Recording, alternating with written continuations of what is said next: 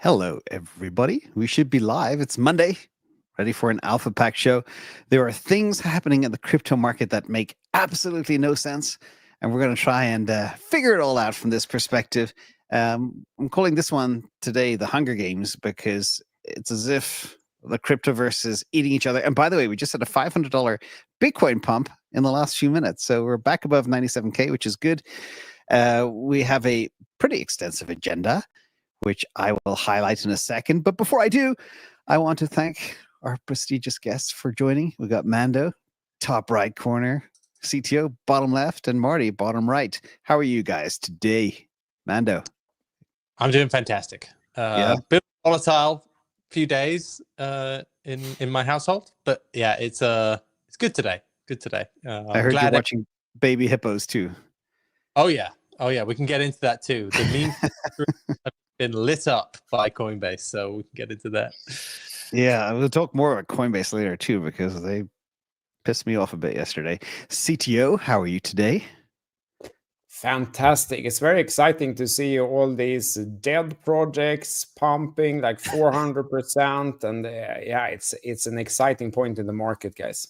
You call that exciting? Like EOS back from the dead after 8 years? I think so, because, you know, the opportunities are everywhere right now.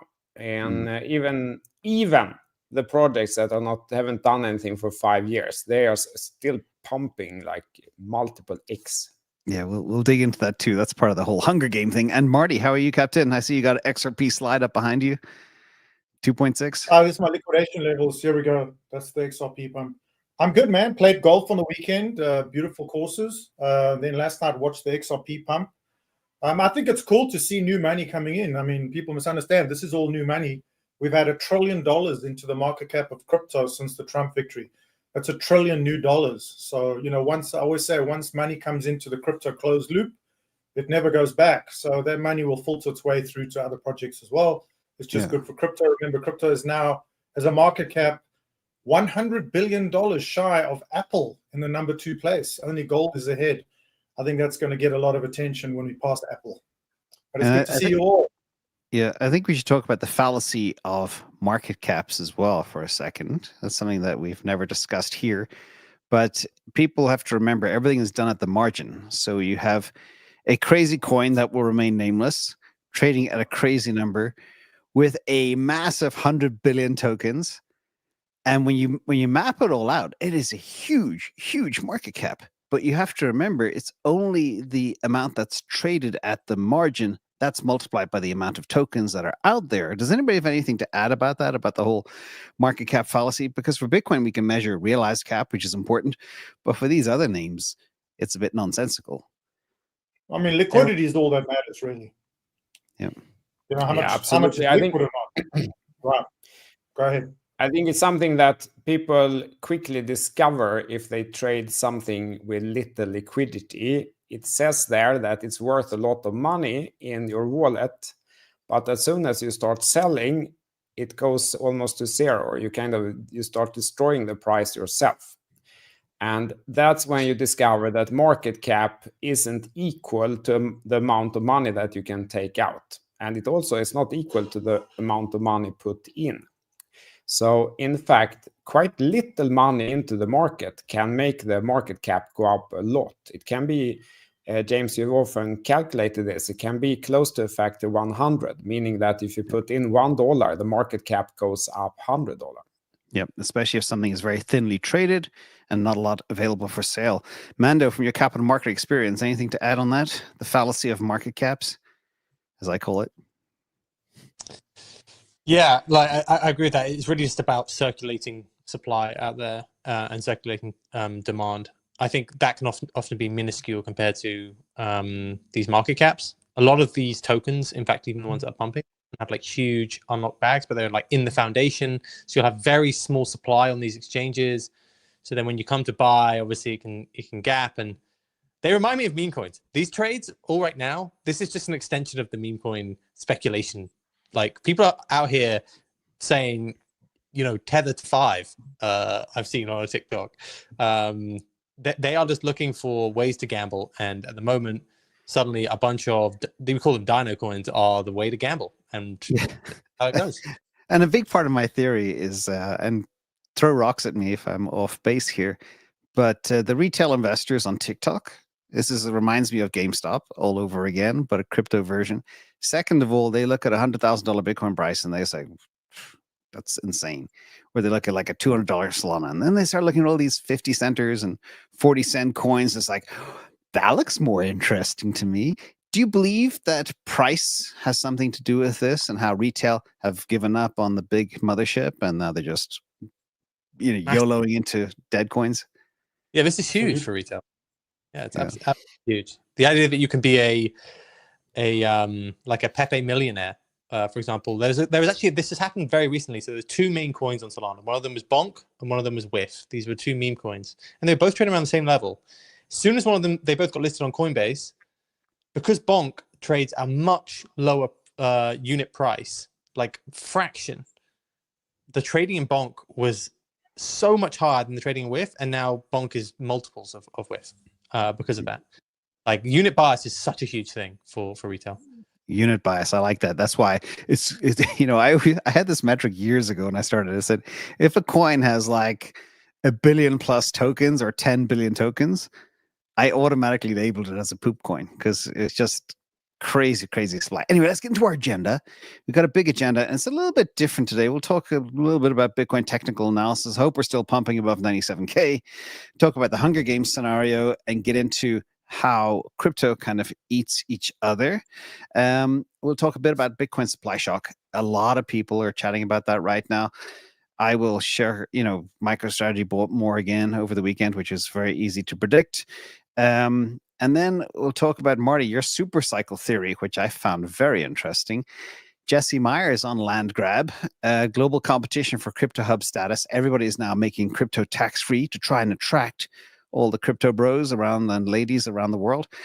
Talk about altcoins, XRP, zombie coins pumping, Solana versus base, DEXs, a little bit about stocks and earnings. We might or might not get to that. And then a little bit of what came to light is Chokepoint 2.0 and the players. It's an old chart from Nick Carter from 2021, and it's amazing. It's so prescient. And also BRICS nations, impact on crypto, and a little bit about cybersecurity and KYC. A really cool piece there. So let's just jump in. I want to talk about the first thing. Bitcoin at 97K last week. Everybody was so excited, and 97K today. It's a funny meme from Naive, which I find hilarious. But getting into exactly what we're talking about is, first of all, before we get into all the Hunger Games and eating each other alive, Bitcoin supply shock is really getting real. And one of the things that I find quite profound is the fact that this is from CoinGlass.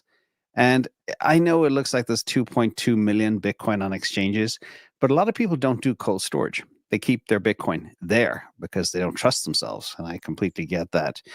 So even though there's 2 million or 2.2 million on exchanges, doesn't mean they're for sale. But the point is, we're hitting an all-time low right now.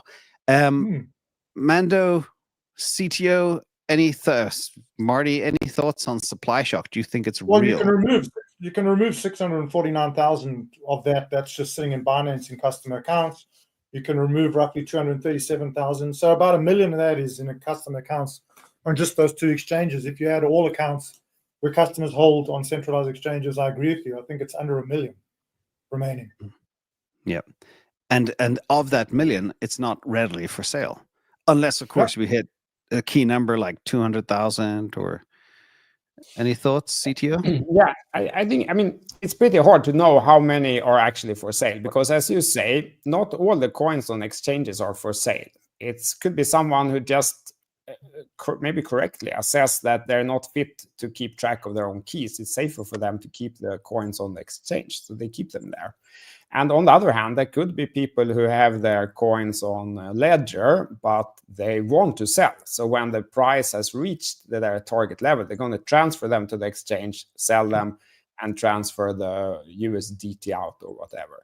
So it's impossible to know, but it is definitely the right question to ask, to try to study what do the big players probably do and why. And one thing that has made this much easier is really the ETFs, where this has become very transparent now. Are they buying? Are they selling?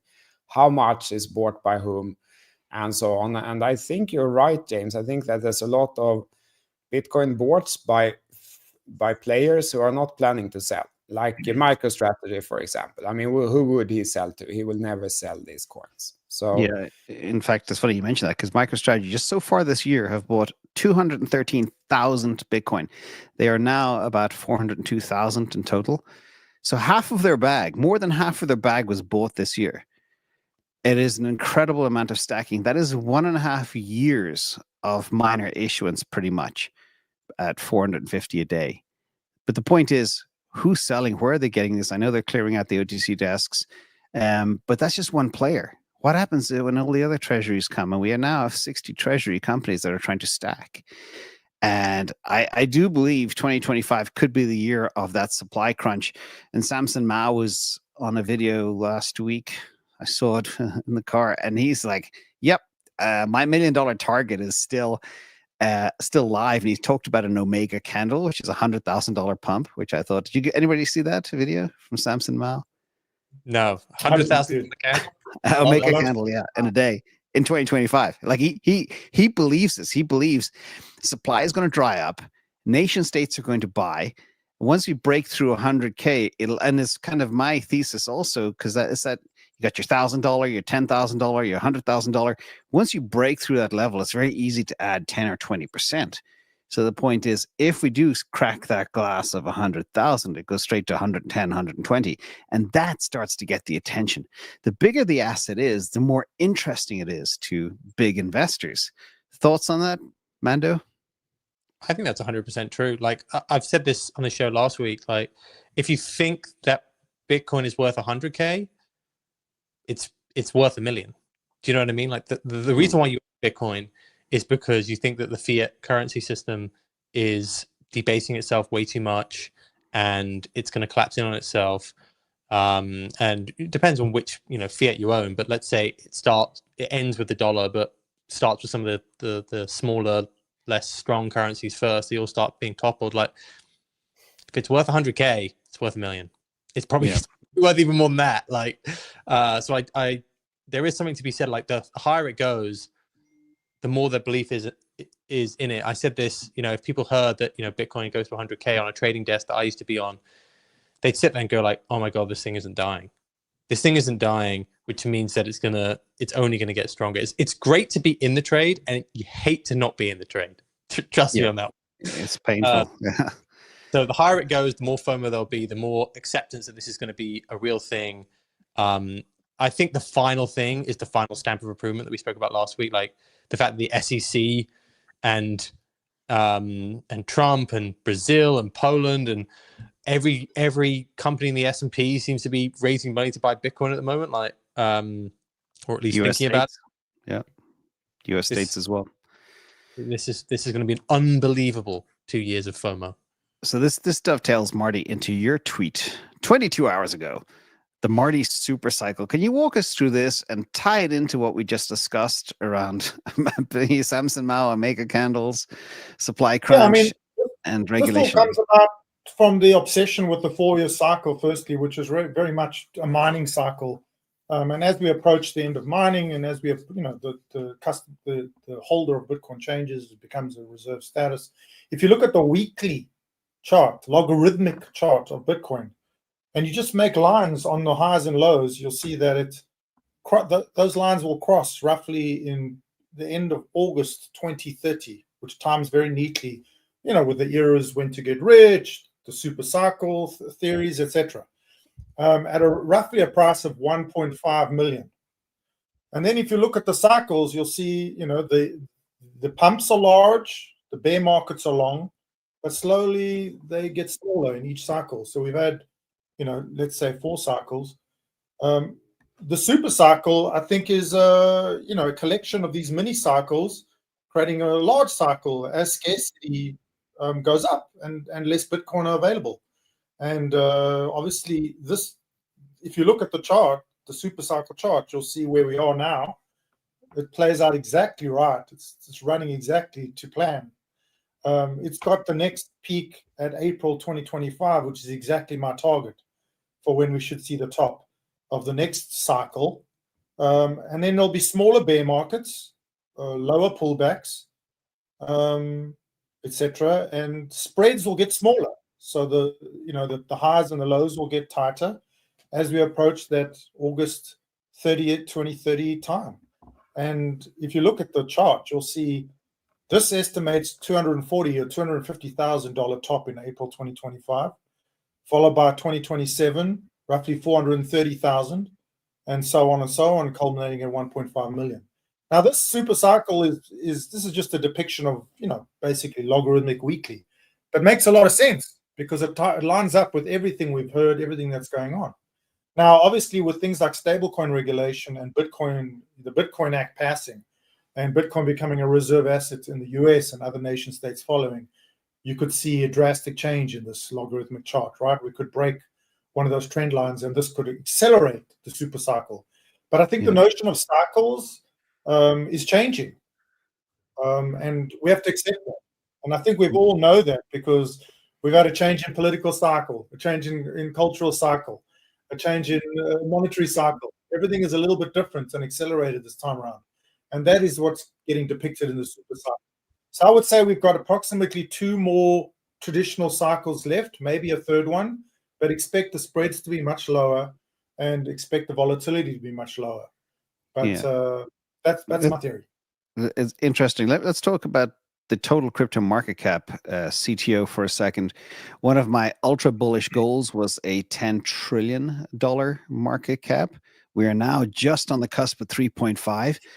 Is it possible, CTO or Armando, to get to 10 trillion, which would be a 3x from here, exactly on the nose? Oh, absolutely. I think so. I think Do you have a chart for that? I mean, we can look at charts, but I think that simplifying the question, I can still share just this one. I mean, even if doubling the market cap for Bitcoin is not that much, and then for the whole market, I mean, of course, the total crypto market cap is interesting, but we also have to remember that a lot of that is kind of inflated, like we said, like small inflows of money can make the market cap go up quite a lot because it's so illiquid. But Bitcoin is real. It has liquidity. And looking at this, Bitcoin has claimed 10% of gold, more than 10%. How much is it? 1.9 divided by 17 is like 11%, 12%. Can it claim 20? Yeah, absolutely. I think it's that simple. Can it double? Yes, for sure. And if Bitcoin doubles, probably the rest of the market cap will double also. I think it's really that simple.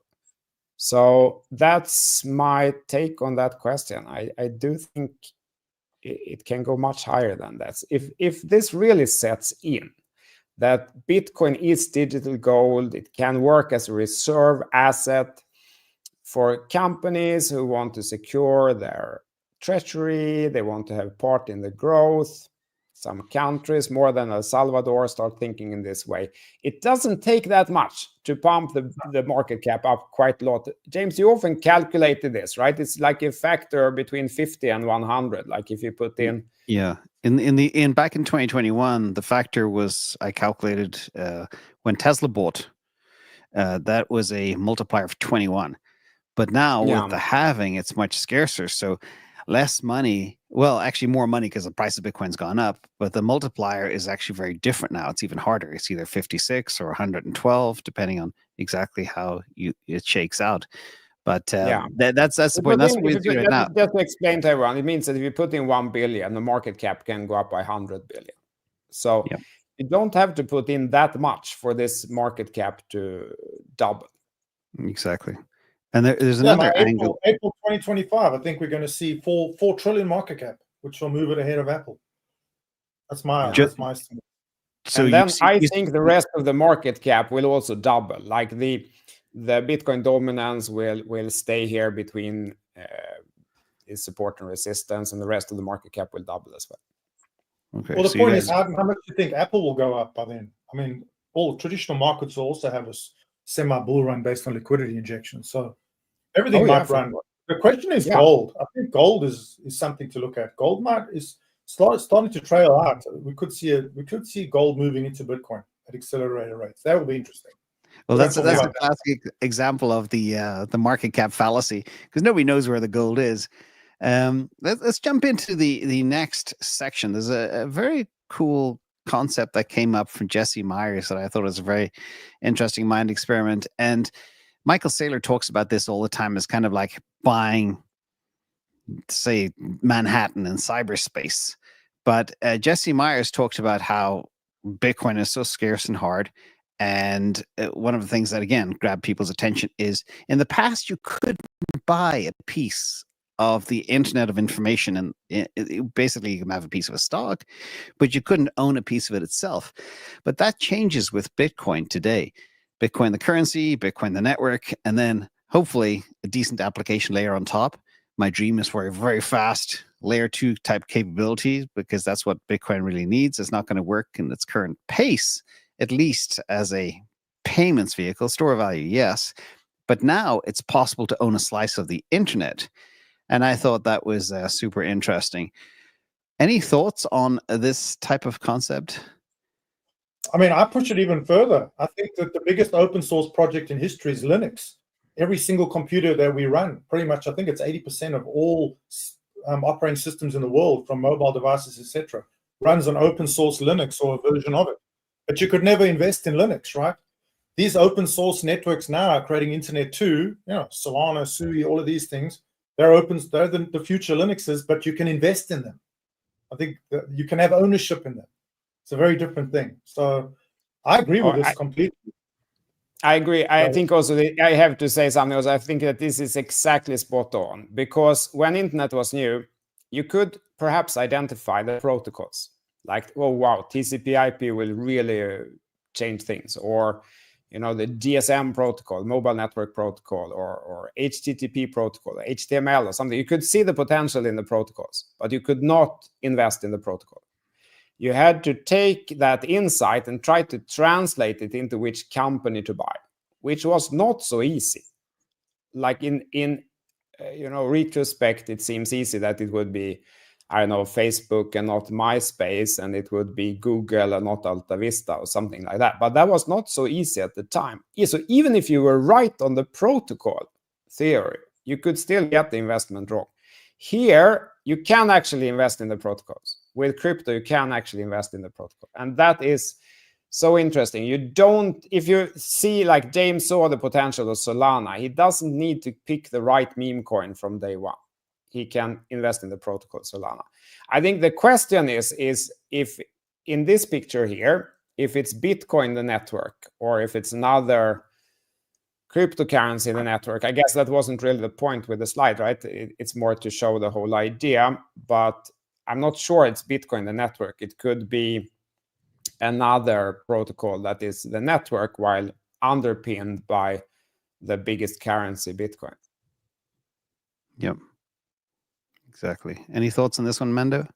Do you want to own a piece of the internet of information? I mean, really what CTO just said. Like, I think that's a very good description of how this differs. So I think it's an interesting concept to think about with crypto. But yeah, I think CTO just kind of laid it out best.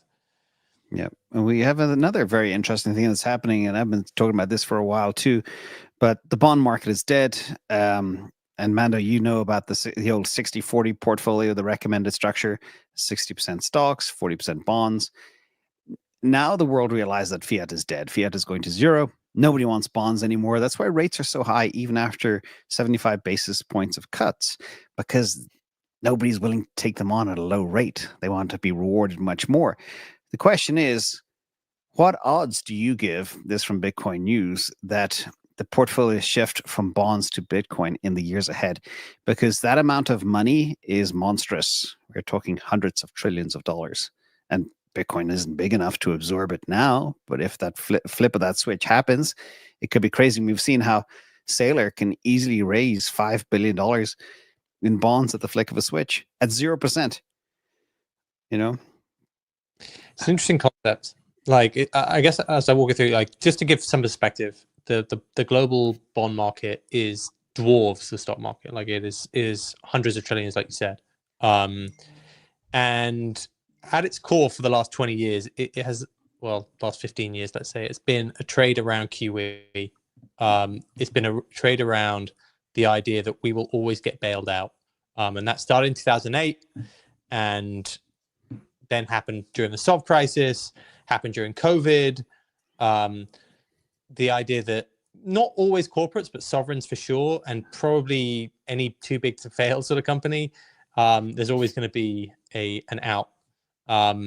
It does feel as though part of the core thesis there is also based around the idea that fiat is becoming cheaper, and that like there'll always be a lender of last resort to kind of bail everyone out. Like if we move towards Bitcoin as like a standard for some of these bonds, at least from a borrowing standpoint, it could be an interesting concept. I don't think it's going to be anywhere close to like rivaling the international bond market. The international bond market is a behemoth, but I do think the concept of Bitcoin bonds could go into the trillions. Like I do think that could happen. I mean, global bond market is 140 trillion. US stock market is 54 trillion. Right. It's So and that's three times as big. Correct. And that doesn't even include private credit as well. Like private credits, I mean, there are firms which like label out all assets, but like it is huge when you get into this sort of stuff. But it is an interesting concept that Bitcoin could become an increasingly big slice of that.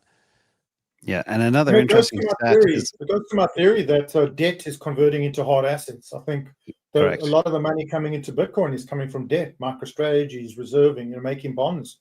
This is all just debt. This is just cheap money going into hard assets. I think that continues into 2025. Correct. Another fun fact too is the U.S. stock market now is nearly half of the total global stock market too, because of the AI revolution and things like NVIDIA going crazy. Let's get into this big story before we get into some of the rest. XRP fundamentals or lack thereof. XRP has had the most incredible pump. It's still off its all-time highs from 8 years ago and the last bull market, but it has an incredible move. Marty, you were posting some stuff yesterday on this. Yeah. I mean, I was there at the beginning of XRP. Remember, XRP is 20 years old, guys. It was started in 2004 as Ripple Pay. And actually, to support their business model, it was actually started in 2004. I remember, actually, Ripple Pay. We were talking about it in 2004 in technology. It was built as a cross-border payment rail, and it finally, it's getting its day to actually prove that 20 years later. Now, obviously, they faced more regulatory drama than anyone else, so congrats for getting through that. But at a technical level, it's an extremely old and dated legacy piece of code, which hasn't really changed much. I watched the GitHub, and the GitHub is not very active. So if you look at the fundamentals of it as a network, firstly, I want to caveat this. I think it's time to categorize cryptos. This whole notion of putting crypto in one bucket needs to end. XRP is an extremely different network to Bitcoin or to Solana, etc. They need to be separated, and to meme coins, for instance. Anyway, so XRP is a cross-border payment rail using DLT, blockchain technology, to create efficiencies and improve on what exists now. But fundamentally, it's never really been tested, okay? Its maximum TPS is, I think, 75 TPS. I think it's running at between 45 and 71 transactions per second right now. It's got 5-second finality, so it's still a 5-second transfer just between wallets, which is not fast for the kind of volume it's got. And it's only got 109 validators. So it's not very decentralized either. So if you look at the Nakamoto coefficients and the actual technical abilities of this network, it's not very good. So yes, it's having a hula day, and I think it's got a lot of regulatory power. There's ETFs announced today. We've got Wisdom Tree, etc. So there's a lot of hype around it. It's getting pumped up by Upbit in Korea. But at the end of the day, we have to see whether it works for what it's intended for. So just like everything else, I put XRP under a deep speculatory category. It's speculatory at best. For what it's intended to do, it needs to run 50,000 TPS just to keep up with Visa. 70 TPS is its current test for. So we need to see XRP run at 1,000 TPS for 30 days or more to even know where the next bottleneck is. So I think it is an untested network with obviously, a great story, a lot of hype, obviously a lot of suppression from the regulatory drama. But at a technical level, look, it needs to be tested. I call it And this is, speculation. yeah. So I look at different fundamentals as well. It's not just speed, but adoption. And last time I checked, they had less than 50,000 daily active users in XRP, if I'm not mistaken. Now, Less than that. other things, the tokenomics of XRP are horrific. They have been horrific for 8 years. They rain down coins every quarter like clockwork. They still have 50 billion tokens in escrow. And that'll just, be a buzzsaw of sell pressure over time. But it's just very bizarre. In terms of moat, another very important thing for me, do they have a technology moat, or can another chain build a payments platform that's better, cheaper, faster than this one? I think that they already have. I think that these modern Gen 3 chains with stable coins are way more effective, faster, can scale more, and aren't as speculatory as XRP. And remember, Ripple is just a consulting company, a technology consulting company, and they use their own software as a sort of technology of last resort. There's nothing to say they can't recommend stable coins going in the future on other networks. So, I mean, you just got to look at the number of payments from one account to another chart. They have that on XRP scan, and you can see in the beginning of the year they were up at over 5 million payments from one account to another. Sort of, I guess it was in a test stage, but that petered down to March to literally under 100,000, and it hasn't recovered. So it's not used. That's why it is speculatory, and I know it's hard for people to understand that, but it's not a store of value. Holding XRP is not a store of value. Okay, the whole value of XRP is in the amount of payments used between two wallets across borders, and that has never been tested. So, once it is tested, James, and I'll say it again, like I do with Cardano, if I see this thing adopted and the numbers getting into the 1,000 TPS range for sustained amounts of time, I will change my attitude and move it from speculatory to fundamental. At this point, it's speculatory at best. Yeah. So we have to see. Let's see in April 2025. And I show the chart because I think it's interesting. So why does it pump? Because it has pumped a lot. That's a fact. And I see it more like a meme coin or something. They have a great narrative that any beginner can understand. It's like the crypto for the banks, and they had this big issue with the SEC. Now that's perhaps solved. So now they have a narrative. And looking at the chart, it's bounced around here for, what is it, 1.5 years around support, which kind of held through this. This is a USD chart. And then suddenly they get this narrative and boom, it shoots out from support at 0.5 to 270. And also, if you look at the BTC chart, it's interesting. It has charted very well. Find a clear bottom, trend turns up, and boom, it shoots up. But now it's kind of at the resistance, minor resistance on the BTC chart, and not so far from the major resistance. So I think that if looking at this as more from that perspective, more as just what are the buyers and sellers doing, it has pumped a lot here. And now it's really a critical point, because here it turned back 1, 2, 3, 4, 5 times before. So, and the only time it has never broken through this level since 6 years, 2017 or something like that. So I think that's a good perspective to have if someone is interested in XRP. But it was definitely possible to make some good money here, buying at support and just taking the ride. And then not get married to the coin, not get too overwhelmed with the narrative and all that stuff, just like Marty said. And maybe take home. We know where the volume came from. It came from Upbit Exchange in Korea, which now has just under 13% of the volume. Binance has another 13%. Roughly $5.4 billion of XRP was traded in 24 hours on Upbit, by far the most. Yeah. And we know that there is a relationship between Ripple and South Korea. They have been in lengthy discussions like I said, actually to recategorize XRP as a payment system, not a crypto. So there might have been some kind of a thing behind closed doors we're not aware of. That could happen. South Korea could be in bed with Ripple, and that would explain the pump. Exactly. So we'll see. I think there will be news coming out. If there isn't, I think it's very speculatory nature. So we have this weird phenomenon now. We have a situation where we had very strong Bitcoin results triggered by the ETF and MicroStrategy buying. So Bitcoin's been on fire. We had some winning leading layer ones doing very well for the last 2 years. But now we have this, I don't know, it's not an old season. It's like an old season or poop season or something. But these zombie coins like EOS pumping massively that many people thought was dead. A lot of other names on here that I had written off as dead for a long time are just all pumping. Like for so many of these things to pump at the same time, I can't figure out why. Mando, any thoughts on, like, is this the money moving from meme coins into zombie coins?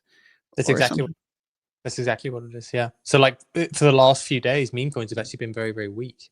The vast majority of the meme coin market is down, particularly on Solana. In fact, a couple of days after the election, the Solana meme coin market was around 25 billion, and now it's under 20. So it's down. It's down about 20% over the course of the last month. And that is because people have gone on and they've seen these coins. They have this Dino coin. They have like a cult there who believe in it forever, like whatever the tech. Like you tell them that your tech's better, they don't care. Like doesn't matter. These are cults. These are memes. And what people have realized is we can pump these. We can pump these quicker than we can pump some of these other meme coins. You know, some of these other meme coins need to be listed on exchanges. Like these are already listed. Like we can just go. Part of that is like a recency bias in that people have been drawn to the coins from 2021. So the coins that they remember from the last cycle. And part of it is just like this cult-like attitude. I kind of love it at the same time. Like I did not see this coming. I 100% did not see this coming. I thought that these coins would never go up again. But this is just meme coins in action. I feel like the strongest of these is probably XRP, but I mean, you know this. You mentioned any one of these chains in one of your videos, James, you're probably gonna get 1,000 people below commenting on you, right? That tells you it's a meme coin. Yeah. Oh, I know. It was like the armies, they attack the comments hard. It's very funny when their thing pumps. Another theory is sometimes people are looking for a deal. And one of the metrics I look at is distance from all-time high. I mean, you see a lot of these names like 95% or 90% or 85% away from all-time high. They think, okay, bull run is going to happen. All season is going to kick in. These things are going to go back to all-time highs. And then they see, I can make a very good 10x here. And I think that could be part of the thesis. Marty, I see you nodding your head there a little bit. Do you agree with that? Yeah, I mean, I have another take on this. I think that the statement that was misinterpreted from Trump that they will abandon capital gains tax on U.S. Registered cryptos, that list you just put there, those are all U.S.-based, narrative-based U.S.-based cryptos. People don't understand most of these things are actually registered in the U.S. But I think that sparked off a lot of this interest too. People think that holding these US-based cryptos will, they won't have to pay capital gains. But I think it's just a narrative, misinterpreted and is incorrect. Especially if you look, SUI is registered in San Francisco, Solana Foundation is registered in San Francisco. These are all American coins anyway. The only ones that aren't American are Ethereum, Casper, etc. Totally Asian coins. So that's one thing to look at. Also, in the cycle, we usually have this.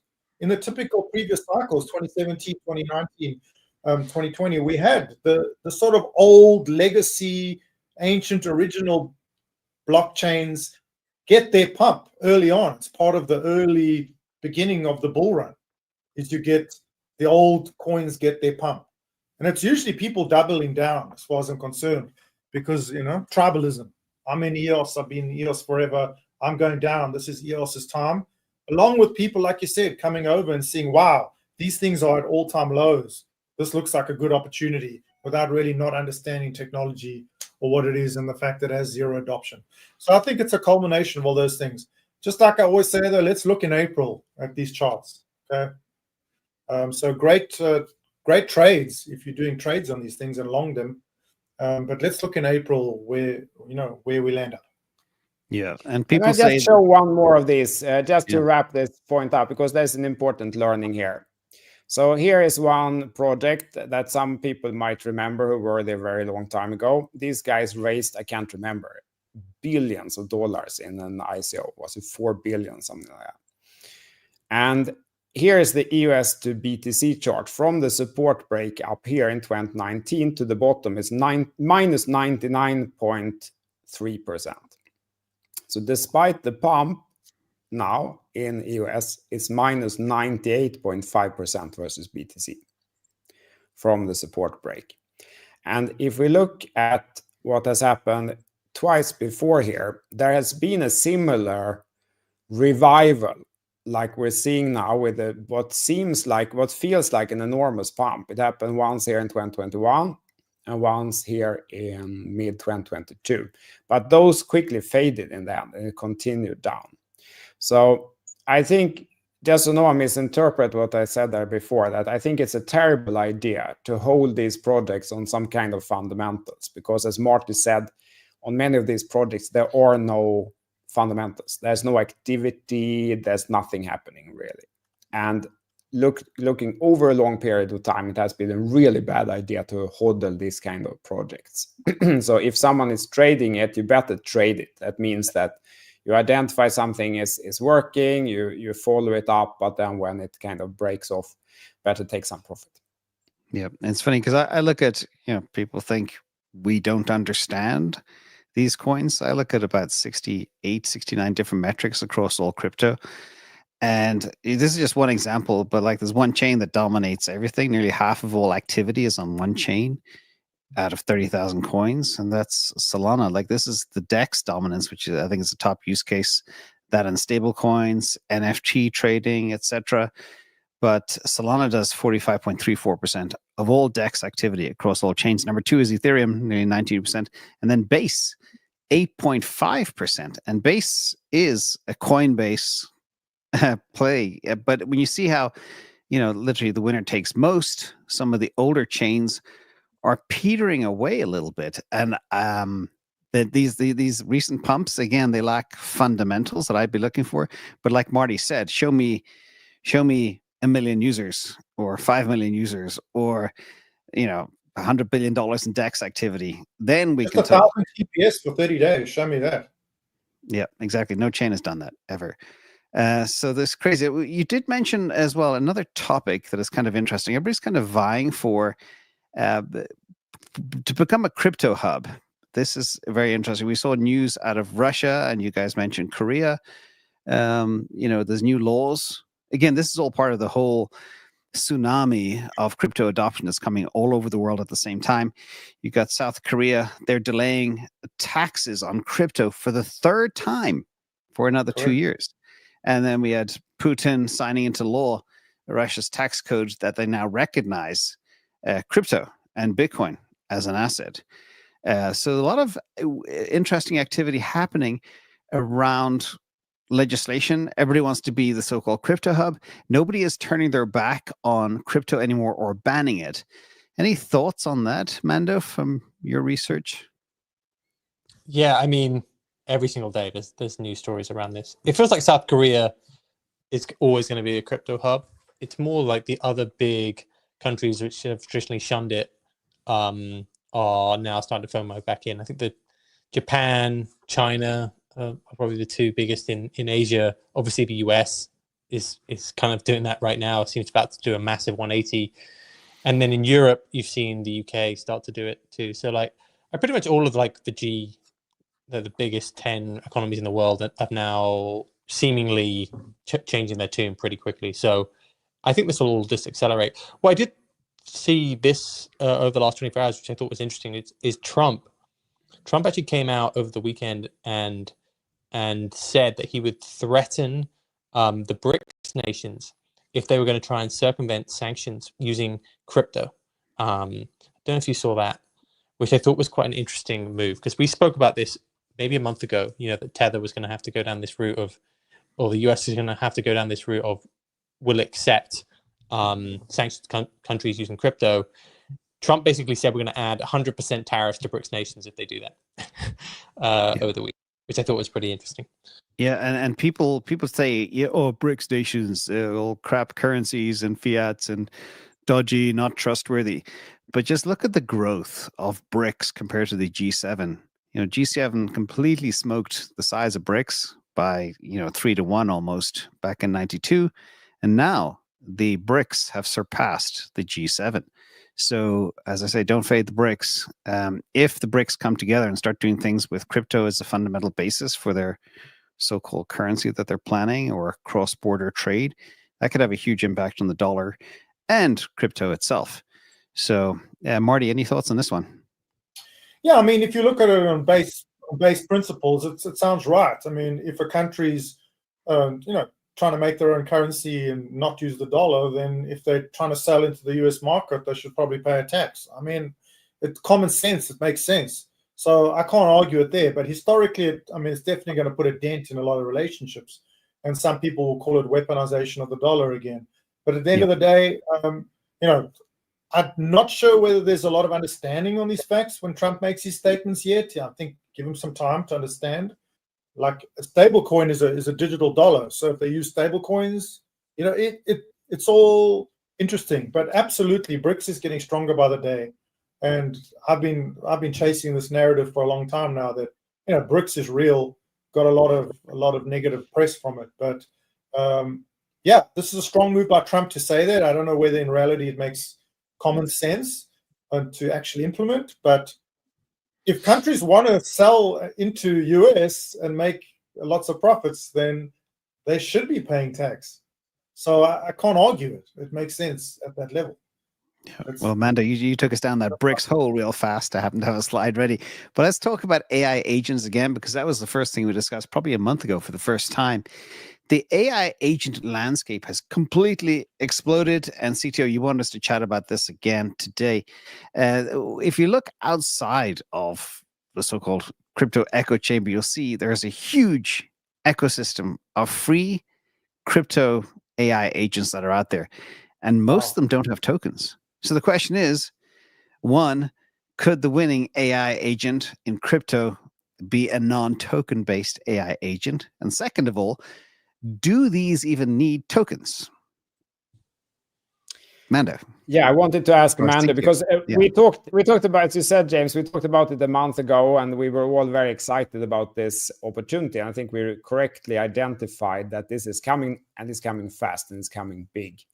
But then, which are the interesting assets? And right now, I'm actually not sure. Mando is my sensei here in this. He spent a lot of time in this, and I want to listen to him. You can break it. I think you can break it down into. I mean, this is pretty well done as well. But in terms of like the agent framework, there's been there's like multiple different sleeves. So you have the LLMs themselves, like the tokenized agents. Personally, I don't think the majority of these need tokens, although some of them provide like token gated services. So like what I've seen over the last few days is things that give you like, they'll make calls for different coins. They're like market research coins, and they'll be like, right, this is a good buy. So like they're more like signal coins, those sort of AI agents. So it's kind of similar to what you already see, like paid groups, AI agent sort of stuff. I've seen one around sports betting, similar sort of way, like, oh yeah, you get access to the calls if you go into this group. But a lot of the other ones, it's just being formed, or it's still unclear why they necessarily need a coin. Some of them are just like the coin is just named after the agent, and it's yet undefined if in the future that coin will have some utility. Those sort of plays I think can be very risky.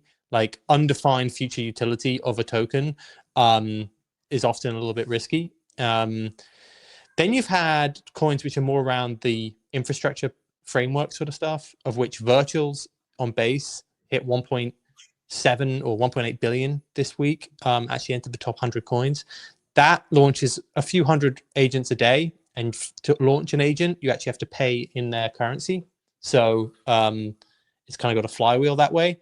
But there's not that much of a moat around that. So you've seen a number of different protocols now on Solana, be created. You have Vivaifu and Top Hat, I think, on Solana are doing that. And then you have other ones on Base as well. So like the idea of like being the marketplace or being the infrastructure can be easily replicated too. Do you see a play? Is this kind of like an AI ecosystem running like a DPIN environment through things like Base? Base is the DPIN support structure for these things. Yeah. So there's been a new like there's been a new form of like coins which have really become bigger in the last few days, which is like swarms. So like swarms of agents which like come together and do various different things. And yes, they're using Base or they're using Solana. There's been a few coins around that which have had value. But at the moment, everything feels a little bit transitory. Like you don't know what's going to stick.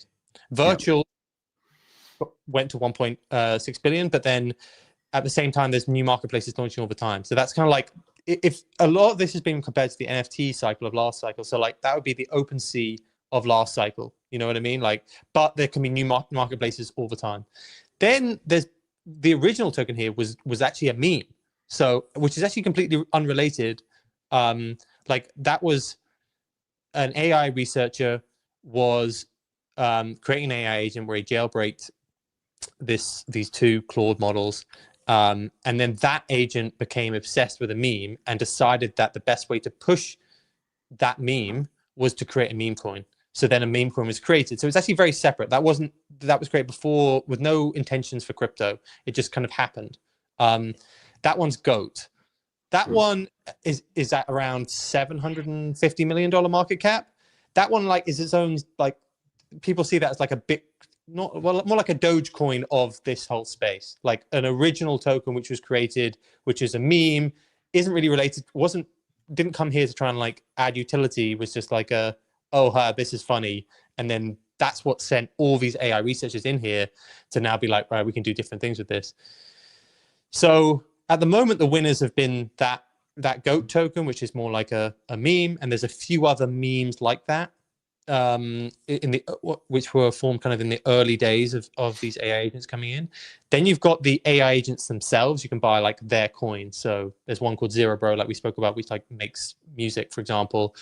And then there's ones which are more around the infrastructure layer, but there's not a lot of moats. That's what I realized with AI. Yep. As a sector, like when you start open sourcing this AI stuff, because of the way that AI is, like you're always building on the last person's model and you're always iterating and making it better. So like someone makes a protocol, like somebody else can make that instantly.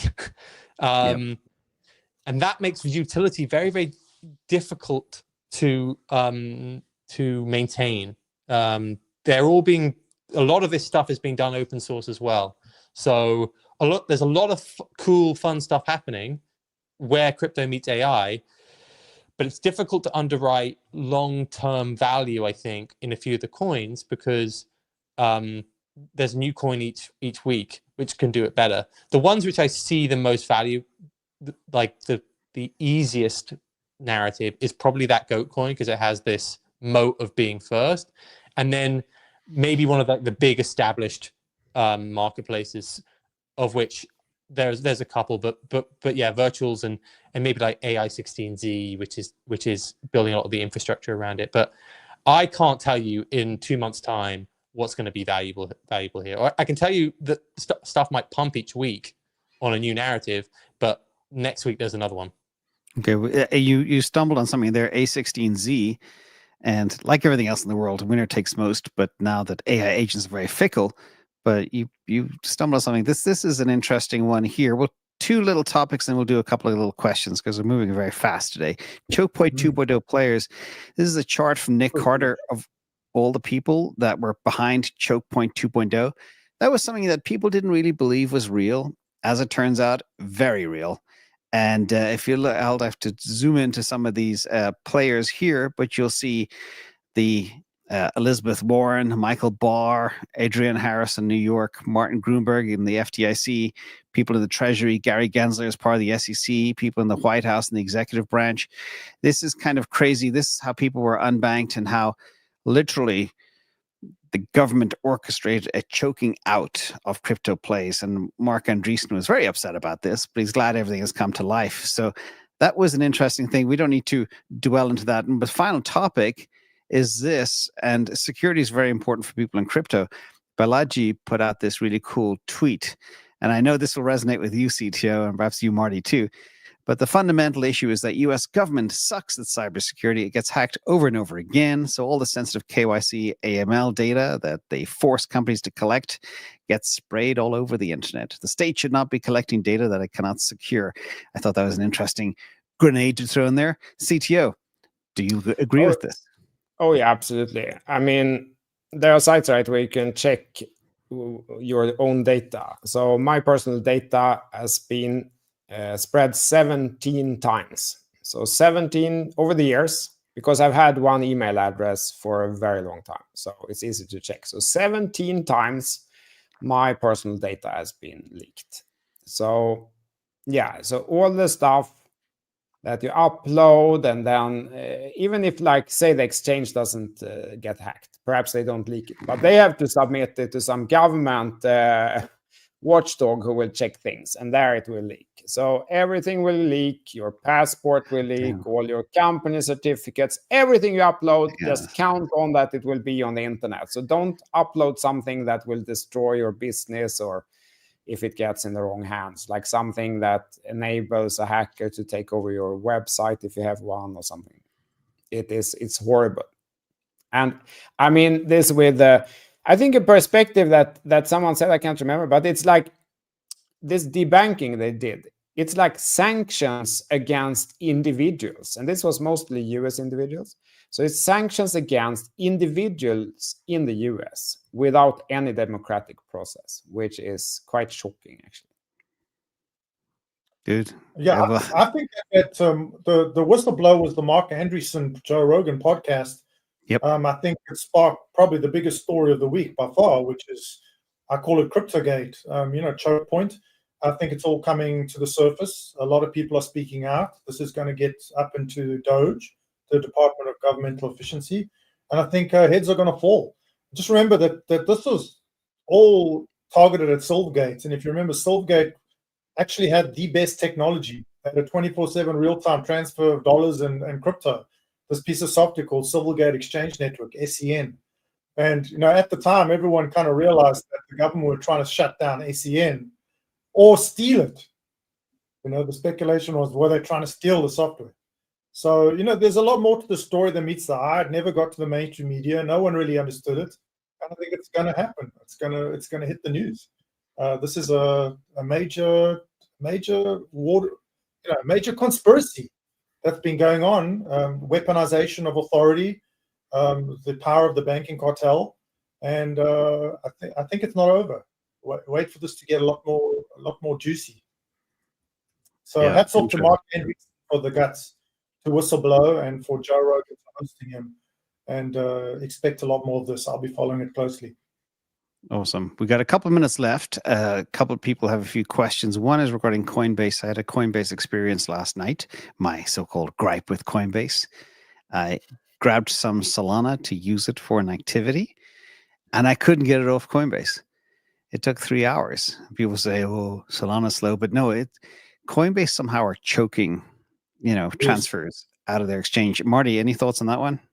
And it's an ongoing story. I mean, it started with, we've always known this. Coinbase are a base shop or an Ethereum shop. They're in direct competition with any other execution layer, and so they do their best to suppress it. One of the ways they do it is, they make withdrawals and deposits extremely slow. Now, we know that this is bullshit, because if you go on any other exchange like Kraken or Robinhood, it takes 2 seconds to move your Solana on and off. So it's not a blockchain problem, but in their messaging and in their support messaging, they put try a faster blockchain, point you to base. So it's all marketing, it's all bullshit. And once again, it's been whistleblowed, it's been called out, Mert, etc. And Brian Armstrong hasn't made a statement, but I would like to hear it. I mean, just remember, Coinbase is the number 3 Solana validator, but they definitely are an EVM shop, and have been very stubborn to bring in SVM engineers and code the thing properly and learn to code in Gen 3 blockchain. So, and then you saw Solana people actually reached out and said, we'll do it for free. Just let us in. We'll come fix it for you. Let us see the code. They won't share the code. So I think it was pretty genius. Some kind of deliberate suppression attempt, James.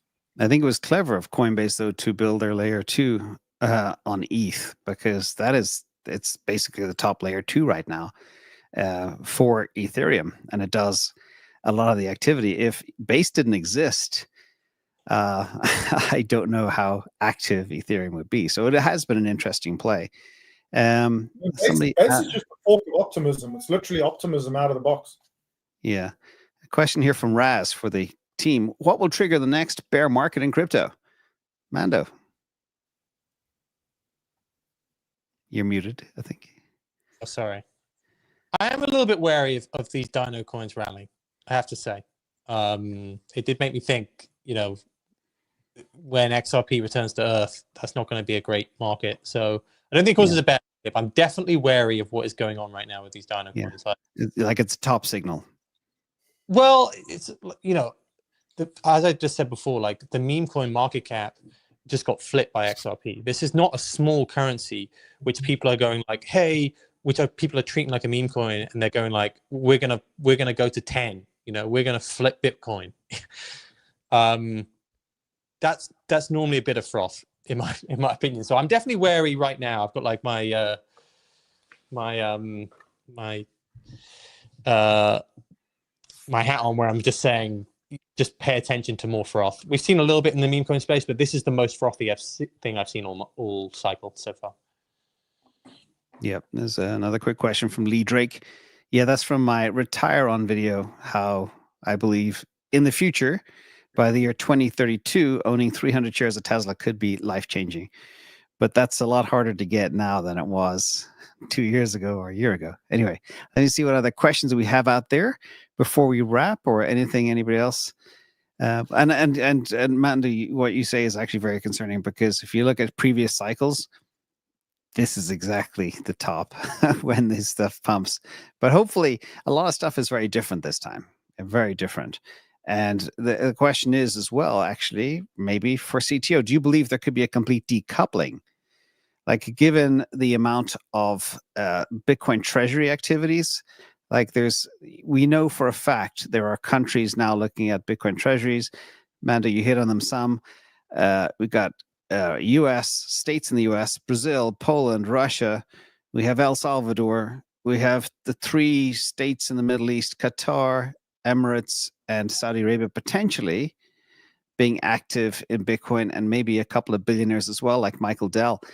Do you believe, CTO, we could decouple from the rest of the crypto world in terms of Bitcoin leaving, and there being a perpetual bid on Bitcoin going forward? I think the narrative, good point. The narratives are definitely diverged more than at least I've seen. I haven't been here since the beginning. I just joined in the spring 2017. So that's a perspective I have, but I feel that they are indeed quite different. The companies that are looking at their treasuries and the nations and so on, they're not thinking of XRP at this point. They're talking specifically about Bitcoin and nothing else. Not Solana, not Dino coins, not meme coins. They're specifically Bitcoin. So it could absolutely decouple in that sense. But can I show one chart? I think it's important because we talked about it before. So this is the Bitcoin dominance. It goes all the way back here to beginning of 2023. And it's been like, first of all, this straight line up, then it's like a flag that's still bullish. It just continues straight line up. Now it has actually broken. So this is the first time, at least this year, that we've had this kind of change. And we all see it in the charts. Like every altcoin almost has pumped a lot. And it has happened exactly when traditionally in previous cycles, these altcoins have started moving. It's been when Bitcoin has moved up a lot and then consolidating. Not when it moves up and crashes down. If it had looked like this, I don't think those altcoins would have pumped. It is when Bitcoin has moved up and then just stays there. and does nothing and gets boring, and people have made a lot of money and they're bored now suddenly because Bitcoin is just moving 1%. So they take some of that money out from liquid Bitcoin, price doesn't move much. They put it into some very illiquid altcoin, which pumps 200% because it's completely illiquid. And I think this we have seen many times. Now it happened again. So right now, I don't see that it's different really this time. It's been exactly like it's been previous cycle up to this point. But perhaps it will change. We have to see where it goes from here. But I think there's a decent chance that the history repeats, or at least rhymes. Yeah, I mean, as far as I'm concerned, we've just got to wait. Either Bitcoin will pull back to the 200 EMA, like it does. Remember, in a bull market, prices will pump off the 200 EMA, then return to the TMA, or delay it, take a long time until the 200 EMA moves to where they are. If you see Bitcoin is just above the 200 EMA, I think it's just about to make its move. I don't think we're going to see a bear market for a while, personally. There's just too much buying pressure and demand for Bitcoin. Yeah, and per all the on-chain data, the long-term holders have stopped selling, and we saw the exchange stuff at the beginning. So 2025 could be the year of the first ever big supply crunch. But also, if the price, I think there'll be a massive Trump inauguration pump. I'm looking forward to that. I think when he's inaugurated, we're going to see a huge move. That's definitely going to push us up higher. Interesting. All right, gentlemen, we try to keep this to an hour. We've just done that. We've like a lot of people watching live. I want to thank everybody for coming. And I know that crypto can be very emotional for people. When your bags are pumping, people are gloating and they're very happy. When your bags are not pumping, people are very sad. But everybody, be happy with everybody's success. We're all in this together. There's a big crypto market cap. It's going to float all boats. Everybody's going to do well. Any closing thoughts? Gentlemen, I know last week we said Marty, you believe we'd smash 100K, and we still keep hitting that glass and bouncing back. Prediction for the week, Marty. I've been predicting a V-shaped recovery. I think that last night was an attempt to do it, but you saw how weak the flushes are. It's very hard for these exchanges to bring the price down because they're just selling into these buy walls. And now you've got MicroStrategy right behind BlackRock with 400,000 Bitcoin. The arms race is hotting up. I don't think that's over yet. These guys are buying in the 90s. So I still think we're going to go over 100,000 the minute Binance allows us to. They've basically got to make the decision, okay, we're going to leave the longs we have and we'll pay them out versus go and chase them down. And I think those decisions are probably going to happen this month. It's always first of the month we see the pullbacks, and so as to script on December 1st, we see the pullback. Like I said, it's very, very small percentage down to 95,000. That's not much at all. If this was 2 years ago, it would have dumped into the 80s very easily. So the flushes are getting weaker to support my super cycle thesis. The spreads are getting smaller. I think it's up only. Once we get over 100,000, I think we're getting to price discovery on Bitcoin, and who knows where it's going to go. So I think by next week we'll be over 100,000. I'm going to keep doing it until we are. It's funny. People are saying Solana's getting wrecked, but remember, in 3 weeks, just the last 3 weeks, Solana went from 150 to 262.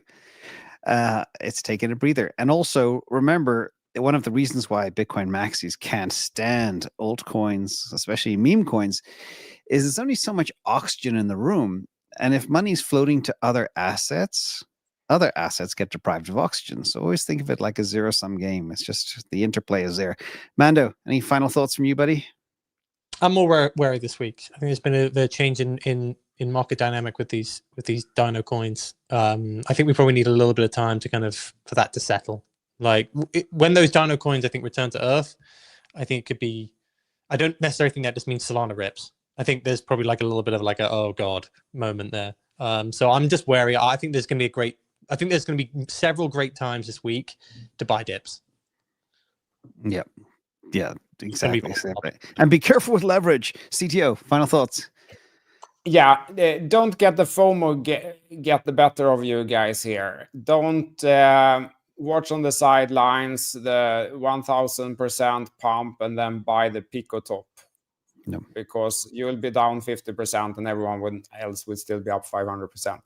And it's not a good situation. So try to control your emotions. If you enter something, do it with a plan, where it's the invalidation by its support or at breakout or something. Have some kind of plan, because now it's a very stressful situation. It can be more stressful watching things go up than when you're losing money. So, don't start doing dumb things. So well said. I always say, don't chase, replace. If you chase these pumps, you end up getting wrecked. So just, sit carefully, have a plan, stick to it. And don't try to be too cute in this market. With that, I want to thank Mando, CTO, Marty, and everybody for coming today. Happy Monday. And let's look for all those signals. Marty's sparkling. He's got fireworks going over there. He's got must be a Mac user. Anyway, thank you all. Thank you as well to the mods in the chat, TNT Tesla and Sean Donnelly and everybody else across all the other channels. And we'll share some stuff as well on the DCA pod. Don't forget the accounting rule changes in 2 weeks' time. I think that's going to be a huge catalyst. Oh, yeah, definitely. And don't forget as well, the links, at least if you're watching on my channel, are below for all these other channels. You got Mando and his Mando Minutes newsletter, Marty Party and his live Twitter spaces, which I jump on all the time, by the way. I hope he doesn't mind me jumping in. And CTO Larson and his indicator and his brilliant YouTube channel as well. Thank you all, everybody. Have a great week. Stay safe. Thanks, guys. Bye, guys. Thanks, everyone. Peace out.